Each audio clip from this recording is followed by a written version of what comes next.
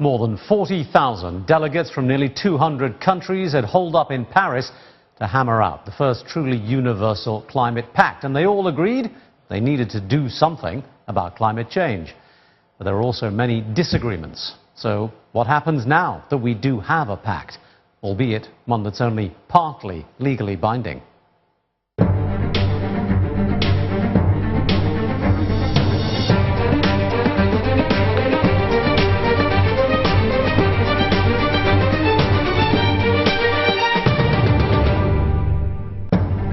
Hello, I'm Taimur Nabili, and this is Between the Lines. Now, even as global leaders were assembling a global plan to tackle climate change last week, China provided a timely reminder of exactly why the Paris COP talks were so necessary. The capital, Beijing, was forced to declare its first ever smog red alert, and the city came to a standstill thanks to the choking toxic fog that was engulfing it. At the same time, in southern India, the city of Chennai was experiencing its worst floods in decades, and the capital, Delhi, was also blanketed in smog. Well, China and India are not just suffering the effects of pollution, they are among the world's worst emitters of it. The bulk of CO2 emissions come from burning coal activities, followed by burning other fossil fuels. Yet there appears to be little appetite in either nation to wean themselves off fossil fuels, which they see as crucial to their economic growth, even though they do agree that they do need to reduce their emissions somehow. So along with most of the rest of the global community, they were in Paris to witness the signing of the deal that is expected to keep global warming below 2 degrees Celsius somehow, and to ensure that all greenhouse gases produced by human activity can eventually be absorbed by nature, somewhere between 2050 and 2100. And they'll review emission cuts every 5 years, and rich nations are expected to help poorer ones to go green. Now, all of this has been hailed by some as the best chance to save the planet, but it's been dismissed by others as a low-target compromise. And many questions do still remain. Who exactly will fund the $100 billion required to fight climate change, for instance? And should China, the world's second-largest economy, be considered a developing nation in this context and therefore receive funding from other richer nations? And what confidence is there, in the end, that this Paris Accord will even succeed? Well, joining me to discuss those questions and more are Kwangyul Peck, president of the Climate Finance Institute and co-director of the MIT Yonsei Climate and Economy Project. He's speaking to us from Vancouver. And in London, Dr. Benny Peiser is the director of the UK lobby group, Global Warming Policy Forum. Gentlemen, thank you both for being with us. Kwangyul Peck, let me begin with you, if I might. Just give us your sense of what happened in Paris and how significant is this? Well, this is not as bad as it could have been, but nor is it as good as it should have been. But we knew, in going into Paris, we knew what was going to happen, and this was about the only possible outcome because of the fact that U.S. Parliament, both upper house and lower house, were opposed to any kind of meaningful or legally binding deal. As such, Obama had to work very carefully, and he was able to craft an agreement. It is really non-binding in many an area. It's there's no market obligation. The U.S. doesn't really have to pay anything to anybody if it doesn't want to. INDC, which intended national determined contribution. When you call something intended contribution, you know it's a non-binding and not that forceful. In terms of MRV, measure, report, and verify, there's again problem because there's no penalty clause. There's a lot of flexibility. Also, in terms of loss and damage, there's no liability clause, no compensation clause either. So it's not as strong as it should have been, but maybe it was the only thing. And the other important variable in the whole equation is as you put it, China. I think Obama was lucky that he had Xi Jinping come with him because of the fact that Xi Jinping, China was quite problematic. He was not very cooperative in Copenhagen in last 20 years of climate change negotiations, but this one, they have been quite, cooperative, and that's because of the fact that Xi Jinping's political enemies in China are entrenched in the natural resource sector, coal and oil, and Xi Jinping was able to use climate change to his advantage, and that was, I guess, lucky break that we had. Benny Peiser, do you agree?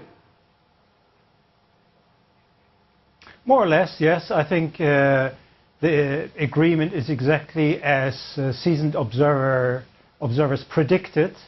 We knew that this would be the outcome. We knew it for many, many months. It's not just because a legally binding treaty would never be ratified by the US Senate, but also China and India and the developing world were dead against any legally binding agreement because it would have meant that they really had to do something about it. Now they have a blank check, at least for the next 15, 20 years, to look after their national interest and grow their economies. So what you're saying, what you're both saying, is that the global leaders set the bar as low as they possibly could and then slapped themselves on the back for having cleared it.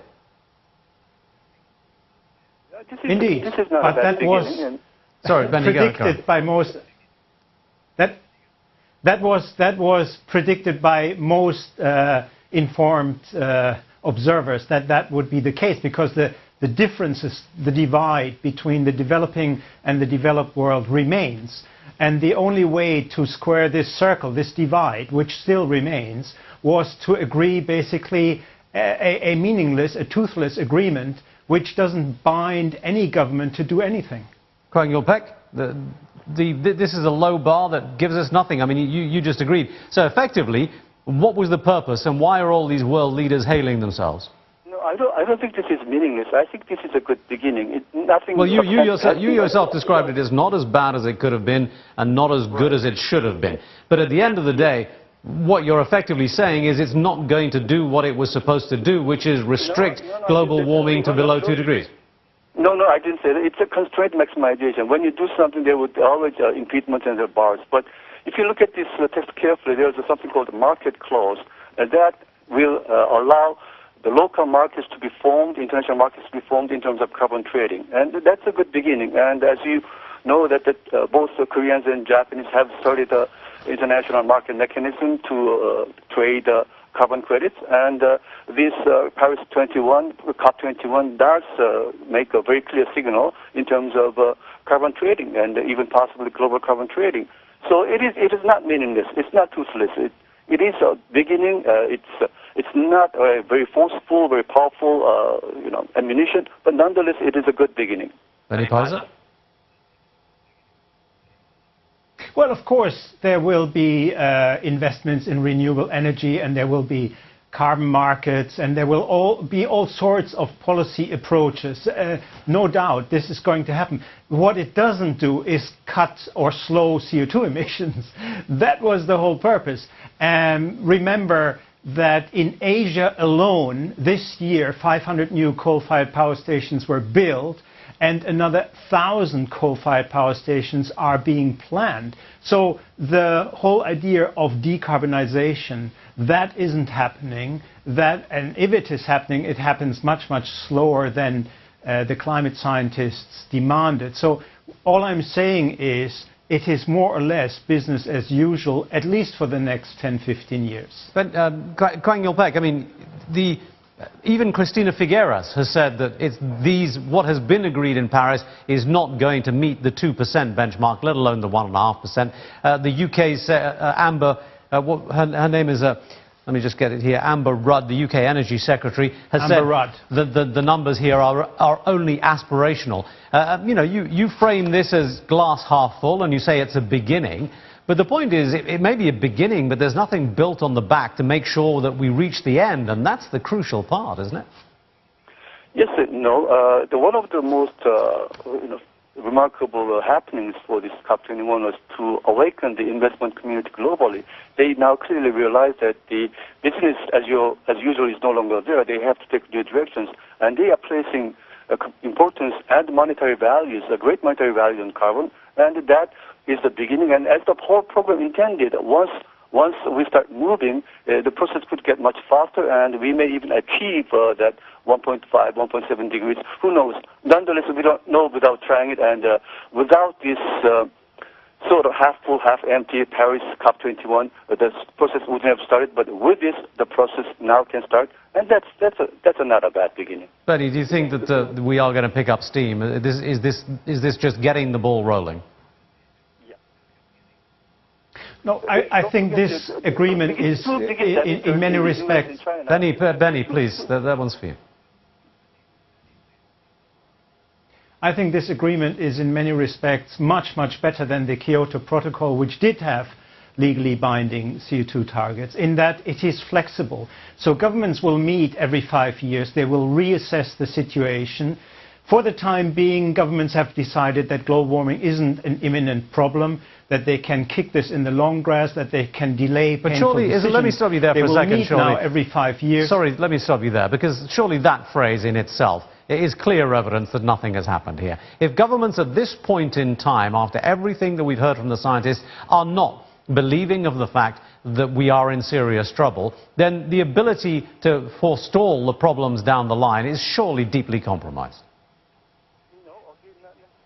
Well, but that's the point. The point I'm making is that the governments are not taking the claims by climate scientists seriously, because otherwise, why would they not agree to binding CO2 reduction targets? The point is they can't agree, so they have to compromise. All they're doing is to kick this down the road. They will meet every 5 years. They will reassess the situation. If it is getting, as the models predict, if the warming accelerates, then obviously they will ratchet up. But for the time being, they have decided to kick this in the long grass. Before we let you go, Benny, let me just pick up on something you said earlier on, and that is the future plans don't seem to have been affected. So they can commit theoretically on paper to the idea that they may act later on. But the fact is the actions of using fossil fuels appear to be unhindered. How much commitment is there within any of the documents or the commentary that you've heard to actually start thinking about reducing fossil fuel use, of leaving it in the ground rather than just trying to mitigate the after effects? I mean, the biggest problem is that fossil fuels remain so cheap. And because of the shale revolution, we are swimming in cheap energy. The oil price has collapsed, the gas price has collapsed, coal prices have come down. So the alternatives, the renewables, are still so much more expensive, which makes it so much more difficult for governments, particularly in the poor countries, to adopt more expensive forms of energy. That's the reality, and there's very little governments can do about it. We are swimming in cheap fossil fuels. All right, Benny Pfizer, we'll have to say goodbye to you now. We'll take a short break and come back with Kwangyul Peck and talk a little bit more about the situation here in Asia and the arguments of India and China in this conversation. Stay with us. We're back in a couple of moments.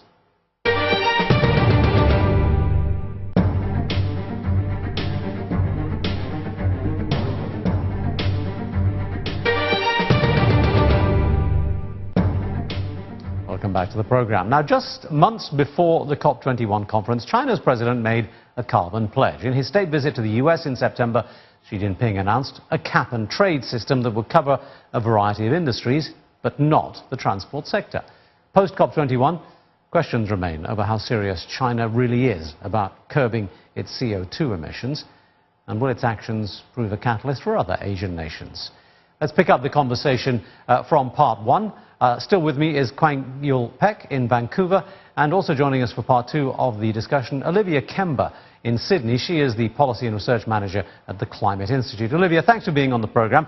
Just tell us about your position on what you heard coming out of Paris, what you think it means, relevant to what we said in part one, and specifically how it affects the fossil fuel industry. Does it do enough to tackle the problem of fossil fuel? Well, I think we have to be realistic about what an agreement like this can do, because it is a huge achievement to get nearly 200 countries to set a climate framework that does two things that haven't ever been done before in climate deals. One of those is to set a very clear long-term goal when greenhouse gases emitted from human activities have to be completely neutralized by the second half of the century. So for every tonne that we emit, we have to draw down another tonne and store that in the land sector or underground. That is a clear long-term goal that we haven't put in the climate deal before. The other thing is that we've set up a system where every 5 years countries have to come back and give us a target that is stronger than the one before. So over time, effort has to increase, policies have to ramp up, emissions have to go down. And that is also something that we haven't had before, this kind of long-term deal where we keep turning the screws. But again, sorry to interrupt, Olivia. I mean, the issue here is not that these people, it's fairly easy, isn't it, to get people to commit on paper to an idea. Getting them to actually do it is a whole different thing. Well, it's true that now the real test is what countries go home and do after the big meeting in Paris. But what they've committed to is essentially an acceleration of trends that are already underway. So I don't think that it's fair to say that no one's actually doing anything yet. If you look at what's happening in clean energy investment now, renewable energy is the second largest source of electricity in the world. That is a huge change from just a few years ago. But again, we've seen technology. I mean, don't we? If actual change is to be made, do we not need concrete commitments, not only to actually invest more and create more and share more of this kind of green technology that you're talking about? And many people say this conference hasn't delivered that. But secondarily, we shouldn't be talking about trying to mitigate the effects of fossil fuels by capturing them once they've been burned. Shouldn't we be thinking about keeping them in the ground in the first place? I think all of those things need to be done. Absolutely. In terms of I don't think it's fair to say that this is an easy thing to achieve. Certainly the world hasn't shown that it's been able to achieve it before. But I think maybe, are you referring to the argument about the legally binding nature of the agreement? Because in many ways, I think that's a kind of a distraction. Why would that be a distraction, Olivia? Let me quote to you the comments from Mitch McConnell, who's the leader of the House in the United States, who responded to this by saying, and I quote, "Before his international partners pop the champagne, they should remember that this is an unattainable deal based on a domestic energy plan that is likely illegal, that half states have sued to halt, and that Congress has already voted to reject." Now, it may be all well and good to say, oh, we have commitment from 200 nations around the world, but the US Congress is nowhere near being on board with this, and half the US political establishment is against the entire thing altogether. That I can't argue with that. That is true. On the other hand, Mitch McConnell is not in charge, and meanwhile, the Obama administration is essentially working around him, and the rest of the world is also getting on with it. All right, Kwangyul Peck, let me come to you. Let's talk about the Asia situation, because the situation with China and India obviously is one of the major problems and sticking points in all of this. As we heard in part one, China is not only not promising to cut its carbon emissions from fossil fuels, the plans going forward are for an enormous ramping up of things like coal-fired power plants. How can that be a commitment to lower carbon down the line? First of all, let's make this clear. The U.S. and China, which represent something like half of the global emission, those two governments do not have the backing of their peoples. So it is not right nor accurate to state that the governments are not acting on their behalf. The U.S. government, which is democratically elected, does not have the full backing of its people. And the Chinese government, which is not necessarily democratic, it doesn't have the full backing of the people either. So it is not for you to comment that all people are behind it and the governments are not acting. That's inaccurate.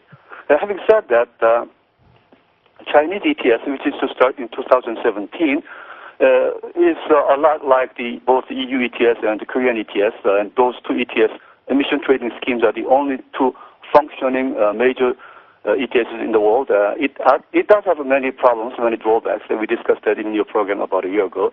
But Chinese are starting it, and that, if nothing else, will give the price of carbon. And that the carbon emission rights or carbon credit, by definition, is the price or the penalty that is imposed upon the fossil fuel. So if an economy wants to go from fossil energy to non-fossil energy, it has to know the price.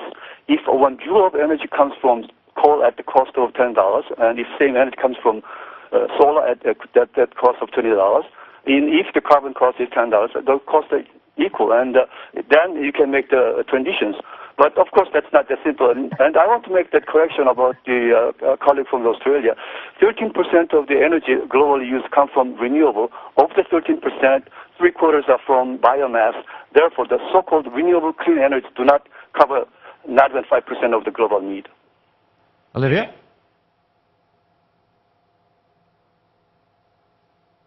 Olivia, are you still with us? I'm sorry?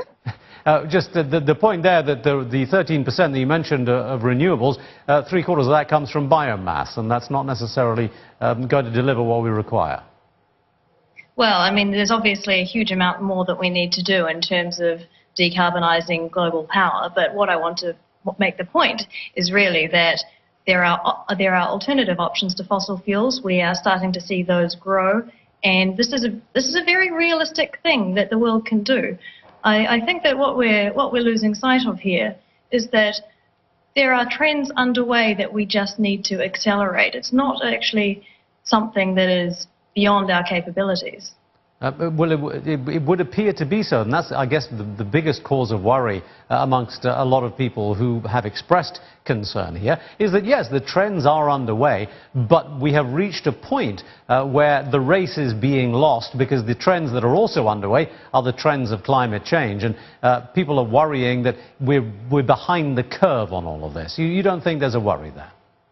Oh, no. I think you're right. We are behind the curve. I'm just saying that we're starting with Paris to take a very big step in the right direction. And the real test now is to, across the world, ensure that governments follow through on those commitments, that the private sector is enabled to invest in a way that encourages decarbonisation, and that communities and countries that are at risk of their own survival under climate change get the support that they need.